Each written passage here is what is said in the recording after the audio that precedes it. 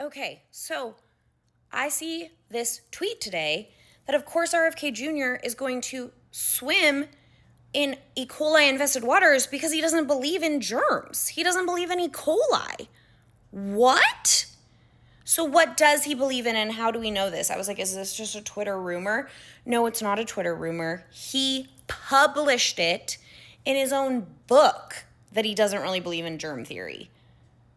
What? So he published a book a couple years ago called The Real Anthony Fauci, Going After Anthony Fauci, in which he wrote a chapter called The White Man's Burden, which, woof, already so many words I said in that last sentence are very problematic. And in this White Man's Burden chapter, he basically defends the miasma theory, this theory of noxious vapors. But then he completely defends it and defines it incorrectly. He doesn't say that he believes miasma theory, that things that smell bad are what are making you sick, and that you need a lot of fresh air and ventilation to keep you safe. He defends yet a third theory, the rarest of the theories in the 1800s. He defends that theory, which is actually called the terrain theory. So the terrain theory was this idea that you needed to keep the terrain of your body healthy through things like healthy food, good exercise, less environmental toxins, and clean water. That's the terrain theory. He calls it the miasma theory, that he's a deep believer in the miasma theory, but he defines it as basically the terrain theory, basically, in his book. And that's what he believes in. And he thinks people get sick, not from germs, not from swimming in E. coli, not from bacteria, not from viruses, but from not good exercise, not from not having good nourishing food, from red dye 40. All of a sudden, so much of RFK Jr. made sense to me. So much of the MAHA movement, the wellness industry, it all made sense to me. I was like, of course you care about things like red dye 40. And of course you care about things like processed sugar because you really care about the body terrain. You think that's what's making us sick, which, don't hear what I'm not saying. It does make us sick when our gut microbiome's off, when we eat too much processed sugar, when we don't exercise enough. All that stuff does make us sick, but you know what else makes us sick?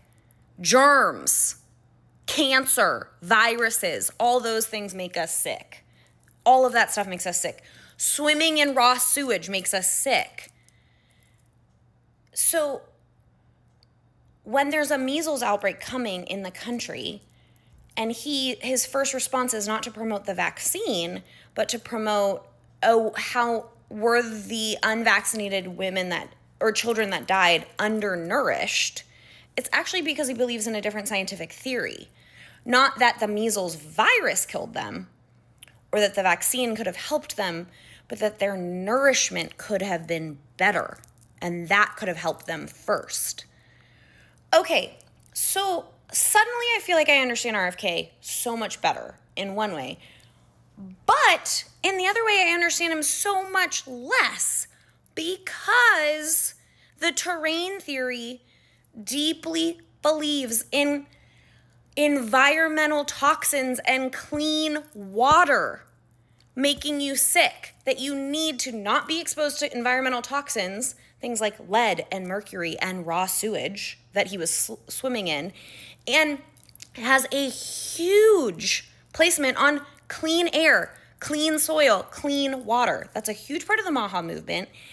And it has been RFK's bread and butter for not just his political career, but his career.